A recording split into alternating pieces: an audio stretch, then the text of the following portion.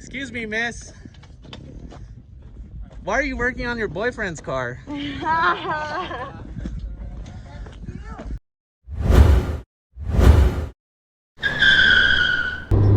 this is my 1986 Toyota Corolla GTS. And yes, it is mine, not my boyfriend's car.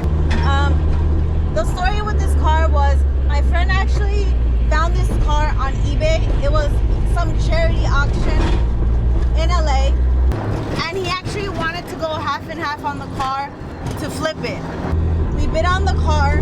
The bid ended at $1,800. And the reason I think it didn't go for more was because there was very limited amount of pictures.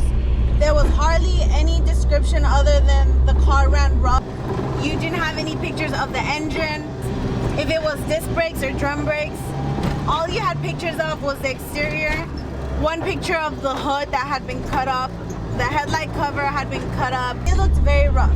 So back then, about 4 years ago, $1,800 was a lot of money to bid on the car, not knowing whether it was an SR5 or a GTS. But we took that chance, and I think that's the only reason we won the bid. Had it had any pictures showing that it was a GTS, I think the car would have gone for a lot more. So when we picked up the car, it looked worse in person than it did in pictures. It had rust everywhere. The panels had Bondo. It had been rattle canned with this silver paint. It had motor issues. The car was running rough, so my friend figured that by the time we actually put the money to fix the engine, we'd practically break even. So he no longer wanted it, and I actually wanted the car for myself. I didn't even want to flip it at that point. I knew it was a GTS. I know how scarce these cars are and how rare they are.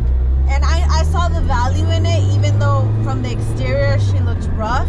So I was happy that he didn't want to flip it anymore. He ended up letting me keep it, and that's how I acquired the GTS. Look how many people are here.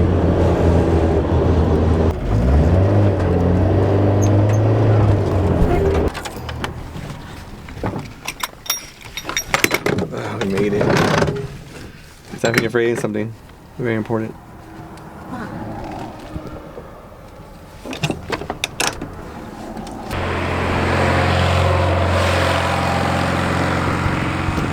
Unfortunately, I'm not very good at capturing the sunset, and it's almost gone. I got here a little bit too late, but look how beautiful it is.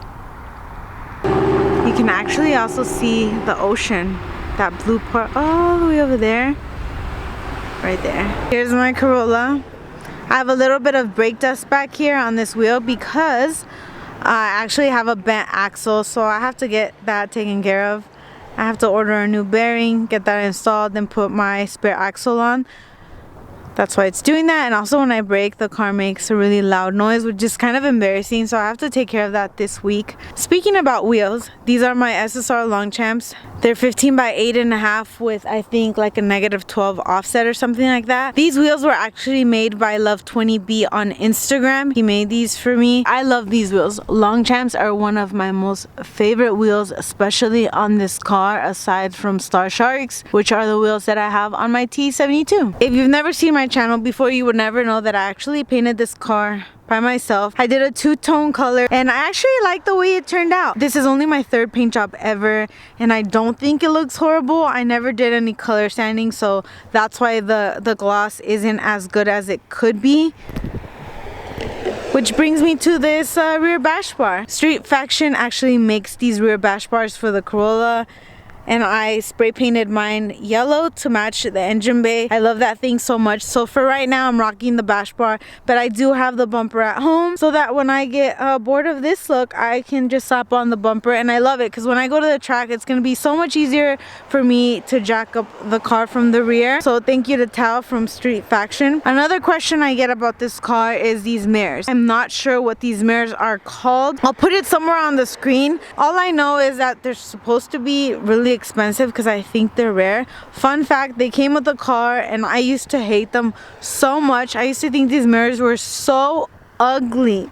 I thought they were weird, but over time they've just grown on me and I actually really like them now. A lot of people always compliment these mirrors. They really like them. And you know what? They're kind of cool. They're different. I spray painted them black and I added pink sparkle, but it's very hard to see on camera.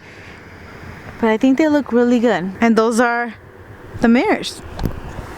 Going into my interior, these are my Unstyled seats that I bought from Get JPN on Instagram. He sold me these two as well as the 2 seats that I have on my 240. And I really like these seats, obviously because they're pink. And the main reason I actually got these seats was because of the back. It has glitter backs. So when the sun hits these seats, they sparkle like crazy.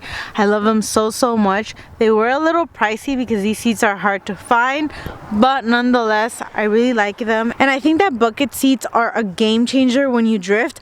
I used to drift with the stock seats and I used to wobble all over the place. Once I put these seats on, I feel like even my driving improved, and I think it's the best decision I've ever made to install these on the GTS. I have a fire extinguisher right there. When I go to the track, I'm ready in case of a fire. That radio, right, we actually went to the junkyard with Jim and we found it off of a, I believe it was a Camry, right Jim? It's an 84 Camry. This car did not have a radio when we picked it up, and when we found that one at the junkyard, it looked like something that could have come with this car because it has like that original Toyota look, and I really like that radio. I like how it looks. I'm usually hearing Bluetooth anyways. I have my baby Longchamps in the back. These are my drift spares. I went over to my friend Kelvin's house because we did a video fixing one of my wheels. One of these was really bent from dirt dropping at the track, and I was just too lazy to take him out when I came for a drive today because the sun sets so fast with daylight savings. It doesn't even give you time to breathe, to be honest. I also get a lot of questions on why I don't have JDM bumpers, because I don't want them.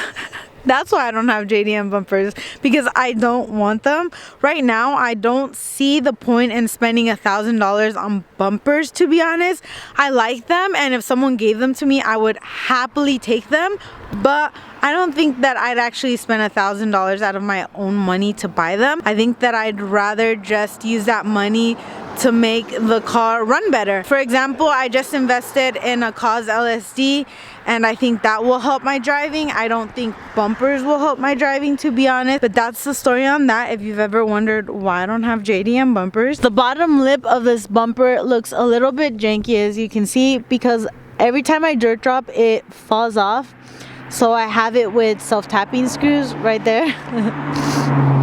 And honestly, I've just been too lazy to repaint it because I know that I'm just gonna dirt drop again and I don't really want to worry about it. As far as engine, this is my stock 4AGE 16 valve. This is the engine that came with the car when I bought it. This engine has actually been rebuilt. Aside from the machine work, I disassembled the motor and I put it back in the car. I've also painted the engine bay. I have a video up on my channel if you want to see how I painted this. There's not much that has been done to this car aside from the rebuilding, maybe injectors, but besides that, it has a stock header. Everything is pretty much the way I got it. I changed this coolant reservoir because the one it had was a little dinky. I feel like that made everything look nicer. I've also spray painted the brake booster because that was orange and full of rust and it looked pretty bad.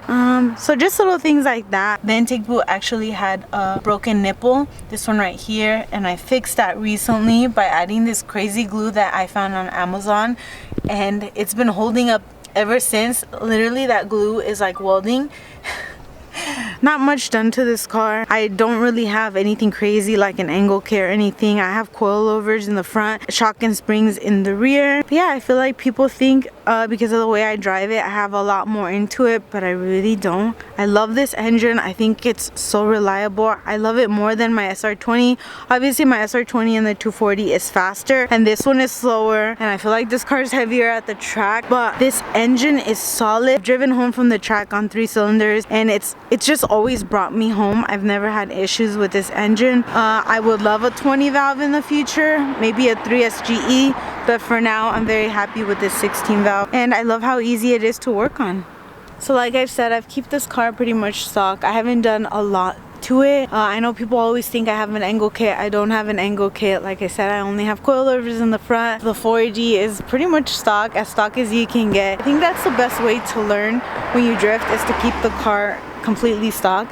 And this car is already challenging as it is. If you've ever driven a Corolla GTS, you know, these cars are no joke. Like my 240 is really easy to drive and to control. This one isn't. So I think this car has taught me a lot. Pulling out this mortar and dropping it in has taught me a lot about 4AGs as well. I love this car very, very much. I have a lot of videos on my TikTok and my Instagram if you guys want to go check them out about this car, about how much I've spent on it. That's Stephanie Drifts if you want to go follow that. But thank you so much for watching, and I'll see you soon. So I didn't even drive 5 minutes away from where I was parked, and the car's not going anymore. I think I officially broke my axle just driving away from where I was parked. So I can't go forward, I can't go on in reverse, and I'm kind of stuck here, which sucks. Calling AAA now. This sucks because now I have to wait here till someone comes and takes me home. After I was just talking about how reliable she is and hold out normal, and as soon as I put into first gear I heard something snap. So I'm not sure what it is, but I think it's the axle because it sounds like it's skipping and I can't go forward or in reverse.